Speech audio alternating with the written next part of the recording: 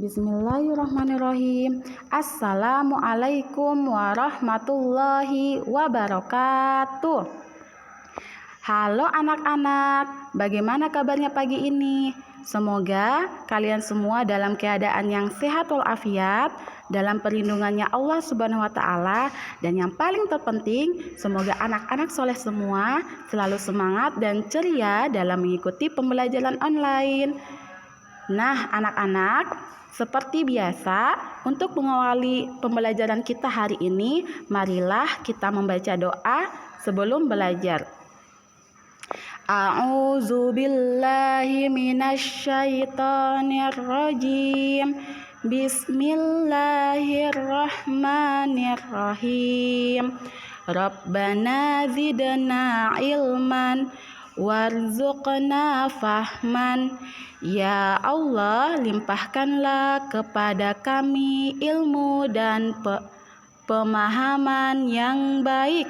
Amin ya Rabbal Alamin.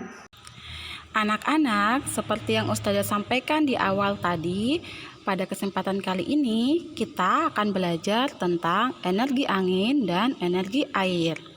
Adapun tujuan pembelajaran kita pada kesempatan kali ini, pertama, melalui penjelasan guru, siswa mampu memahami manfaat energi angin dan energi air dalam kehidupan sehari-hari dengan baik. 2. Melalui percobaan, siswa mampu mengidentifikasi perubahan bentuk energi angin dan energi air dalam kehidupan sehari-hari dengan tepat. 3. Melalui percobaan, siswa mampu menyajikan laporan hasil pengamatan tentang perubahan bentuk energi angin menggunakan kosakata baku dan kalimat efektif dengan sistematis. Nah, anak-anak, di dalam kehidupan kita tidak akan pernah terlepas dengan yang namanya angin dan air, karena angin dan air berada di sekitar kita, dan kita pun sebagai manusia tentunya akan memanfaatkan angin dan air untuk kebutuhan hidup sehari-hari. Nah, anak-anak soleh, tahukah kalian angin termaksud ke dalam sumber energi yang dapat diperbaharui? Artinya angin selalu tersedia dan tidak akan habis digunakan. Angin terjadi karena peran penting dari energi panas matahari.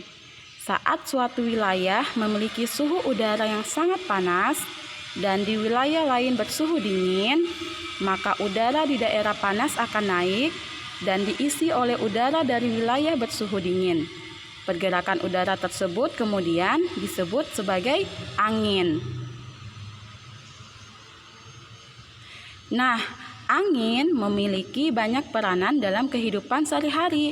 Sebagai contoh, pada proses hujan, angin membuat awan-awan bergerak ke berbagai wilayah di atas daratan, sehingga banyak wilayah akan terhindar dari kekeringan.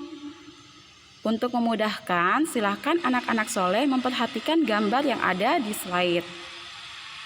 Nah, pertama-tama, air di permukaan bumi menguap oleh matahari. Uap-uap air berubah menjadi awan. Angin menghembuskan awan menjadi gumpalan awan besar dan bergerak ke dataran tinggi. Kemudian terjadilah hujan.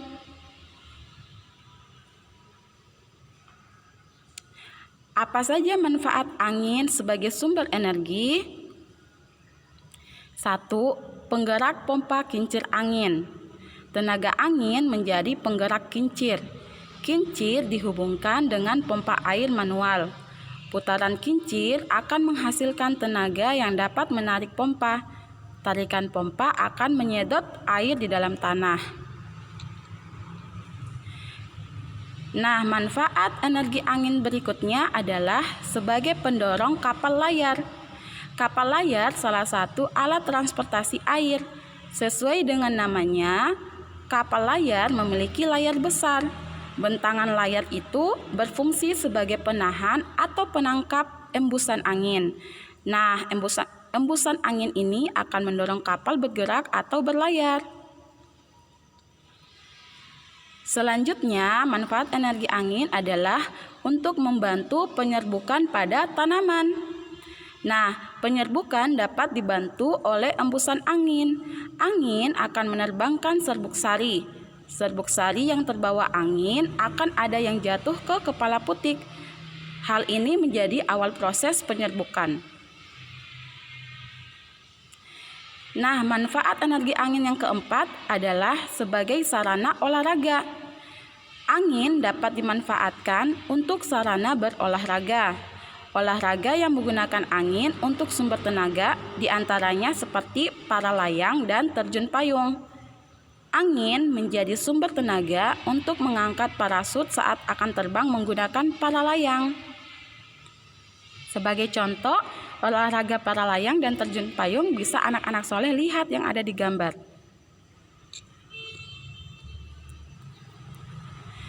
Nah, manfaat energi angin yang kelima adalah sebagai pembangkit listrik tenaga angin. Embusan angin dapat menjadi sumber pembangkit listrik. Embusan angin mampu memutar turbin dan generator. Putaran ini akan menghasilkan energi listrik. Pembangkit listrik tenaga angin biasanya dibangun di daerah yang memiliki embusan angin yang kuat. Nah, untuk sebagai bahan informasi, pembangkit listrik tenaga angin ini sudah ada di Indonesia loh anak-anak soleh. Nah, itulah manfaat energi angin dalam kehidupan kita sehari-hari. Selanjutnya, kita akan belajar tentang sumber energi air. Air merupakan salah satu sumber energi yang juga memiliki peran terbesar dalam kehidupan sehari-hari. Nah, manfaat energi air sebagai tenaga penggerak pada pembangkit listrik tenaga air. Air menggerakkan kincir pada pembangkit listrik. Lalu pembangkit listrik mengubahnya menjadi energi listrik. Pembangkit listrik tenaga air dapat diletakkan di sungai-sungai yang airnya mengalir atau di bendungan-bendungan yang airnya mengalir sangat deras. Nah, demikianlah manfaat dari energi angin dan energi air dalam kehidupan kita sehari-hari. Selanjutnya, Ustazah akan memberikan tugas kepada anak-anak soleh sekalian. Silahkan anak-anak soleh membuka buku tema 2-nya. Lalu, lihatlah pada halaman 22 dan 23. Di halaman itu terdapat sebuah percobaan perubahan energi angin dan air. Selanjutnya, anak-anak soleh, buatlah kincir angin dari kertas dan dari plastik dengan mengikuti langkah-langkah pembuatan yang terdapat pada halaman 22. Perhatikan dan ikuti instruksi panduan keselamatan kerja dalam kegiatan ya, karena itu menyangkut keselamatan kerja anak-anak soleh. Selanjutnya, lakukanlah percobaan yang pertama dengan kincir angin dari kertas. Nah, pada kincir angin dari kertas ini, silakan anak-anak soleh melakukan beberapa percobaan. Yang pertama, membawa kincir angin dengan berjalan, berlari, memegang jauh di atas kepala, dan dipegang di depan dada. Nah, setelah melakukan percobaan tersebut, silahkan anak-anak soleh menuliskan perbedaan dari masing-masing percobaan tadi.